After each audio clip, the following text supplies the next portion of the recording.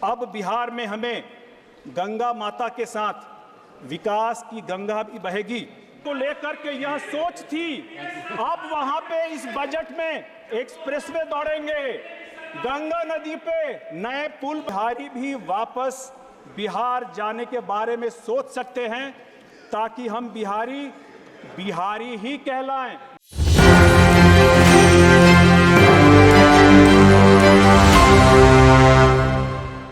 महोदय जी, मैं पहली बार बोल रहा हूं, तो मुझे गुजारिश है आपसे कि मुझे पर्याप्त मौका दिया जाए।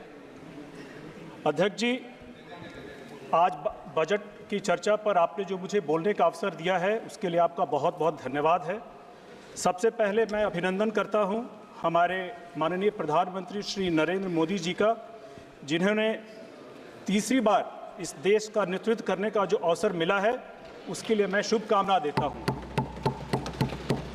मैं अपने लोकसभा क्षेत्र जमुई की देवतुल्य जनता का भी आभार व्यक्त करता हूं, जिन्होंने मुझ पर पहली बार और हमारी पार्टी पर तीसरी बार अपना विश्वास व्यक्त किया है। मैं बड़े गर्व और जिम्मेदारी के साथ बजट पर अपनी पार्टी का जो रुख पक्ष रखने का मौका मिला है उसके लिए मैं अपने राष्ट्रीय अध्यक्ष माननीय श्री चिराग पासवान जी को भी बहुत बहुत धन्यवाद देता हूं। अध्यक्ष जी, मैं बिहार से आता हूं, जो भगवान जैन, भगवान बुद्ध, माता सीता, गुरु गोविंद सिंह जी, आचार्य चाणक्य, जयप्रकाश नारायण जी, कर्पूरी ठाकुर जी और स्वर्गीय रामविलास पासवान जी की भूमि है। बिहार जो संस्कृति, कला और ज्ञान की नगरी थी, जहां अनेक महापुरुषों ने जन्म लिया है, वही बिहार हर स्तर पर आज के दिन चुनौतियों से लड़ रहा है। इसका कारण है पूर्व की केंद्र सरकारों का बिहार के साथ सौतेला व्यवहार। बिहार को मुख्य धारा से वंचित रखने का जो उनका षड्यंत्र था, जो कांग्रेस सरकार ने केंद्र में किया था, और फिर जंगल राज की सोच वाली आरजेडी की सरकार थी, उसने, उनके शासनों ने बिहार को कम से कम 2 दशक पीछे ढकेल दिया था। इस बात को मैं एक शायरी के माध्यम से आपको समझाना चाहता हूं कि ये मंजर भी देखा है तारीखों की नजरों ने, ये मंजर भी देखा है तारीख की नजरों ने, लम्हों ने खता की थी, सदियों ने सजा पाई है। उनकी गलतियों की कीमत आज पूरा बिहार भर रहा है और उन्हीं गलतियों को अगर सुधार कर बिहार को विकास के पथ पर ले जाने का काम अगर इस बजट ने किया है तो ये बहुत सराहनीय है। विपक्ष के साथी बहुत असहज महसूस करते हैं कि बिहार पर इतनी मेहरबानी क्यों की गई। मैं बताना चाहूँगा अध्यक्ष महोदय कि बिहार ने तो कभी प्रश्न नहीं किया कि बजट में अन्य केंद्र राज्य के सरकारों को क्या सौगात मिली। उदाहरण के तौर पर 2021 की बजट में केंद्र सरकार ने 25,000 करोड़ का इकोनॉमिक कॉरिडोर बंगाल को दिया था, या 1 लाख करोड़ से 1100 किलोमीटर के राजमार्ग की राशि केरल में दी गई थी, जहां एनडीए की सरकार नहीं थी। लेकिन जब बिहार को इस बजट में दिया जा रहा है तो आपत्ति है। यह आपत्ति किस लिए, यह हमारी भी समझ से बाहर है। जो कमजोर राज्य होते हैं उनके ऊपर विशेष ध्यान देने की जरूरत है। एक बिहारी होने के नाते मुझे लगता है कि यह बजट एक समावेशी बजट है, न्यायोचित बजट है, बिहार के परिप्रेक्ष्य में न्याय संगत बजट है और इसकी जरूरत बिहार को आज कई दशकों से थी। बिहार एक पिछड़ा राज्य है। हमें उलाहना दिया जाता है हर बार अध्यक्ष महोदय कि बिहार एक पिछड़ा राज्य है, लेकिन ऐसे पिछड़े राज्य को आगे लाने के लिए विकास की राह में अगर इस तरह के प्रयास हो रहे हैं तो ये बहुत सराहनीय योगदान है। क्या आप नहीं चाहेंगे कि बिहार भी विकसित हो, बिहार के लोगों को भी बेहतर सुविधाएं मिले? यह बजट न केवल विकसित भारत की सोच को आगे ले जाने का काम करता है, बल्कि हमारी पार्टी और हमारे राष्ट्रीय अध्यक्ष माननीय श्री चिराग पासवान जी के विकसित बिहार बनाने की सोच, बिहार फर्स्ट, बिहारी फर्स्ट को साकार करने की तरफ एक सकारात्मक कदम है। उस सोच को धरातल पर उतारने का पहल भी है। मैं नरेंद्र मोदी जी और वित्त मंत्री जी का धन्यवाद देता हूं कि आज उन्होंने जो बिहार को इस बजट में प्राथमिकता दी है, जिस बिहार फर्स्ट, बिहारी फर्स्ट की सोच जिसकी हम बात करते हैं, उसका अंश इस बजट में हमें दिख रहा है। अब बिहार में हमें गंगा माता के साथ विकास की गंगा भी बहेगी, क्योंकि केंद्र सरकार ने बिहार के साथ न्याय किया है। बिहार को उसका जो लंबे समय से पेंडिंग था वो अधिकार दिया है। बिहार की जनता ने जो आशीर्वाद 2024 में माननीय प्रधानमंत्री जी को दिया था, उस भरोसे पर वो पहले बजट में ही खरे उतरे हैं। मोदी जी ने हमेशा बिहार के विकास की चिंता की है और विश्व पटल पर बिहार को सम्मान दिया है जो उन्होंने जब G20 समिट में नालंदा विश्वविद्यालय का चित्र पूरे विश्व में देखा गया था। अध्यक्ष जी, बिहार के साथ सामाजिक न्याय एनडीए की सरकार ने किया जब स्वर्गीय कर्पूरी ठाकुर जी को भारत रत्न दिया गया और इस बजट के माध्यम से हमें आर्थिक न्याय दिया गया। बिहार को विकसित भारत का एक विभिन्न अंग बनाया गया है और जिसमें सरकार ने जो पूर्वोदय योजना की घोषणा की है, जिससे बिहार के ऑल राउंड डेवलपमेंट के लिए human resource development, infrastructure, generation of economic opportunities के माध्यम से बिहार को प्रगति के पथ पर ले जाएंगे। क्या क्या फ़ायदे हैं अध्यक्ष जी, मैं और भी आगे जाऊंगा, लेकिन मैं आपको समय में थोड़ा पीछे ले जाना चाहूँगा। लगभग 2 दशक पीछे एक तत्कालीन मुख्यमंत्री हुआ करते थे बिहार के, जिनके बारे में बिहार में एक कहानी चलती है कि जब वहाँ की जनता उनके पास गई और उन्होंने कहा कि मुख्यमंत्री जी हमें सड़क की ज़रूरत है, तो मुख्यमंत्री जी ने ये कहा था कि अच्छा है तुम्हारे गांव में सड़क नहीं है, क्योंकि जब तुम अपराध करोगे और तुम्हारे गांव में सड़क होगी तो पुलिस तुमको पकड़ करके गिरफ्तार करने आ जाएगी ना। और अगर रोड होगा ही नहीं तो पुलिस तुम्हें गिरफ्तार करने कैसे आएगी? जिस प्रदेश में अध्यक्ष जी जिस प्रदेश में बेसिक इंफ्रास्ट्रक्चर को लेकर के यह सोच थी, अब वहां पे इस बजट में एक्सप्रेसवे दौड़ेंगे, गंगा नदी पे नए पुल बनेंगे। कहां थे सवाल करने वाले? जिस वक्त हमें एक्सप्रेसवे की जरूरत थी, कहां थे सवाल करने वाले? ऐसे बेहतर एक्सप्रेसवे से बिहार की अर्थव्यवस्था को भी देश के बाकी हिस्सों से जोड़ा जाएगा, व्यापार सुगम बनेगा, रोजगार के अवसर बनेंगे और आर्थिक विकास को बढ़ावा देगा, जो कि हमारा बिहार फर्स्ट, बिहारी फर्स्ट के सोच को भी साकार करता है। अध्यक्ष जी, इस बजट के माध्यम से 26,000 करोड़ के रोड कनेक्टिविटी प्रोजेक्ट्स की घोषणा के लिए मैं सरकार को कोटि कोटि धन्यवाद देता हूं। इस बजट में पटना से पूर्णिया का एक्सप्रेसवे,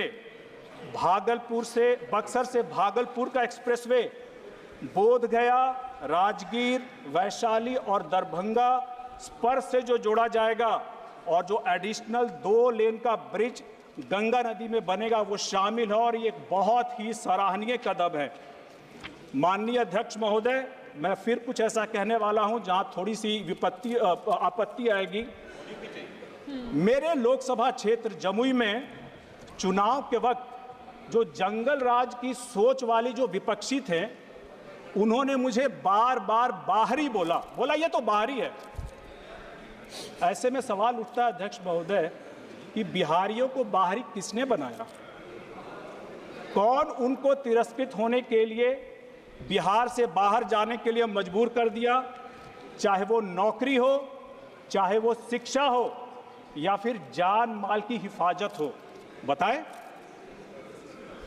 अध्यक्ष महोदय, दशकों बाद ऐसा बजट आया है जिसमें रोजगार के जो अपार अवसर बनेंगे, चाहे वह रोजगार के लिए प्रधानमंत्री जी के 5 योजनाओं का पैकेज के माध्यम से हो, नए इंफ्रास्ट्रक्चर प्रोजेक्ट के माध्यम से हो, जैसे कि 2400 मेगावाट का नया पावर प्लांट हो, बिहार में एक्सप्रेसवे के प्रोजेक्ट हों, नए एयरपोर्ट हो, खेल कूद का इंफ्रास्ट्रक्चर लगाने की बात हो, तो यह उम्मीद जगती है कि अब हम बिहारी भी वापस बिहार जाने के बारे में सोच सकते हैं, ताकि हम बिहारी बिहारी ही कहलाएं, बाहरी नहीं कहलाएं। सरकार पावर प्रोजेक्ट्स के लिए जो 21,400 करोड़ की लागत से नया पावर प्लांट पीरपैंती में जो बनाया जाएगा, जो नए एयरपोर्ट, मेडिकल कॉलेज बनाए जाएंगे, जो स्पोर्ट्स के इंफ्रास्ट्रक्चर बनाएंगे, और जो केंद्र सरकार ने सौगात दी है, और एडिशनल एलोकेशन को जो सपोर्ट मिलेगा कैपिटल इन्वेस्टमेंट से, उसकी भी हम बहुत बहुत स्वागत करते हैं। बिहार जैसे राज्य में विकास के लिए अधिक बजट की जरूरत है, जिसके लिए बिहार सरकार द्वारा external assistance from multilateral development banks को भी प्राथमिकता दी जाएगी। Sir, the data shows that Bihar alone accounts for 17.2% of the flood-prone areas in India. In recent decades, the flood intensity has increased, and so has the extent of flood-prone areas. अध्यक्ष महोदय, बिहार में बाढ़ और सुखाड़ का एक ऐसा चोली दामन का साथ है जो हमारे नियंत्रण में न होते हुए भी एक बहुत बड़ा अभिशाप बना हुआ है। ऐसे में बाढ़ नियंत्रण और सिंचाई परियोजनाओं के लिए जो 11,500 रुपये का आवंटन किया गया है, एक बहुत ही हमारे लिए राहत भरा कदम है, जो कोसी, मेची, राजलिंग और अन्य सिंचाई परियोजनाएं हमारे किसानों की आजीविका की सुरक्षा और कृषि स्थिरता सुनिश्चित करने के लिए बहुत ही महत्वपूर्ण है। मैं विशेष अभिनंदन करता हूं सरकार का, क्योंकि उन्होंने बाढ़ के विषय में एक निर्णायक कदम लिया है। और वित्त मंत्री जी ने भाषण में यह भी बताया कि किस प्रकार बिहार में बाढ़ नेपाल के कारण आती है, और बिहार को एक्सेलरेटेड इरिगेशन बेनिफिट प्रोग्राम के माध्यम से जो 11,500 करोड़ का आवंटन जो दिया जाएगा, जिससे कोची मेकी इंटरस्टेट लिंक और 20 ऐसी ongoing and the new schemes including barrages, river pollution abatement and the irrigation projects के लिए दिए जाएंगे। इसके अलावा मुझे थोड़ा एक अतिरिक्त समय दिया जाए। इसके अतिरिक्त सर्वे और इरिगेशन को कोसी रिलेटेड फ्लड मिटिगेशन और इरिगेशन प्रोजेक्ट्स के लिए भी हम उसमें लिए गए हैं। बाढ़ के कारण बिहार में सिर्फ जान और माल का नुकसान ही नहीं होता अध्यक्ष महोदय, रेवेन्यू का भी लॉस होता है, क्योंकि जो बजट प्रदेश के विकास कार्यों में प्रयोग हो सकता है, उसका प्रयोग सरकार मुआवजा देने में करती है। फ्लड कंट्रोलिंग और इंटरलिंकिंग के माध्यम से न सिर्फ बाढ़ नियंत्रण में मदद मिलेगी, बल्कि हम विकास कार्यों के लिए बेहतर फिस्कल मैनेजमेंट में ही कर सकेंगे। अध्यक्ष महोदय, हमारा बिहार जो तत्कालीन मुख्यमंत्री के राज में जंगल राज, संगठित अपराध के लिए जाने जाते थे, अब पर्यटन के मामले में विष्णुपद मंदिर और महाबोधि मंदिर के धार्मिक पर्यटन के लिए जाने जाएंगे।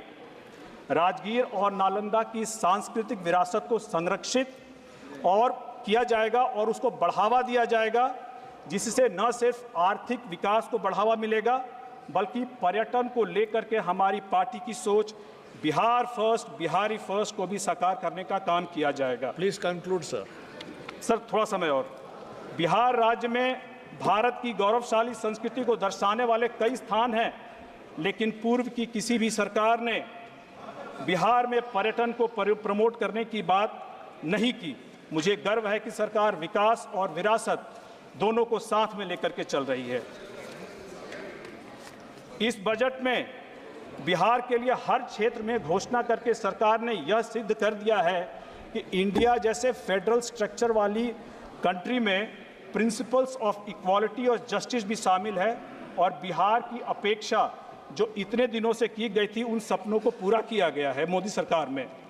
विपक्ष के साथी पूछते हैं कि बिहार में का बा, तो मैं उनको बताना चाहूंगा अध्यक्ष महोदय कि बिहार में अब बहार बा, बढ़त रोजगार आ व्यापार बा, विकसित होत जमुई, हाजीपुर, समस्तीपुर और कटिहार बा, बजट में परियोजनाओं का बौछार बा, जिसे देख करके विपक्ष अब लाचार बा, क्योंकि केंद्र और राज्य में डबल इंजन की सरकार बा। अध्यक्ष महोदय,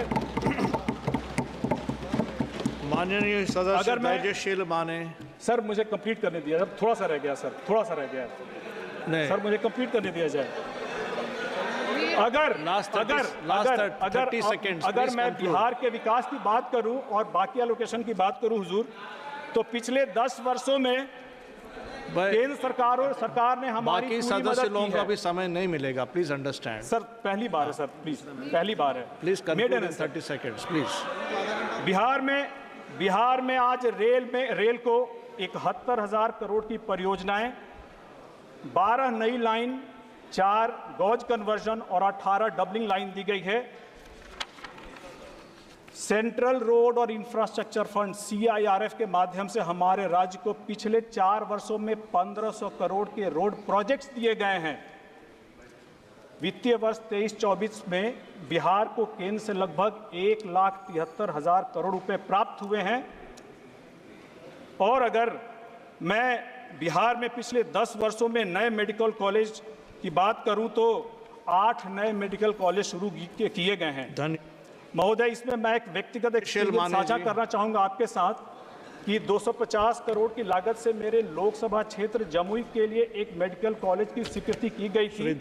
आजादी के इतने वर्षों बाद भी जमुई में एक मेडिकल कॉलेज नहीं था, जो इतने वर्षों बाद अब जाकर के जो एक आकांक्षी जिला है वहां हुआ है अभी। हुजूर धन्यवाद अध्यक्ष महोदय। लास्ट एक पैराग्राफ और सर, लास्ट। 3 बार मैं उनका नाम बुला चुका हूँ, 3 बार बुला चुका हूँ मैं। No thank you sir. Last sir. नहीं please, I will give you one more chance again. Dhairyashil Mane ji please. धन्यवाद अध्यक्ष महोदय।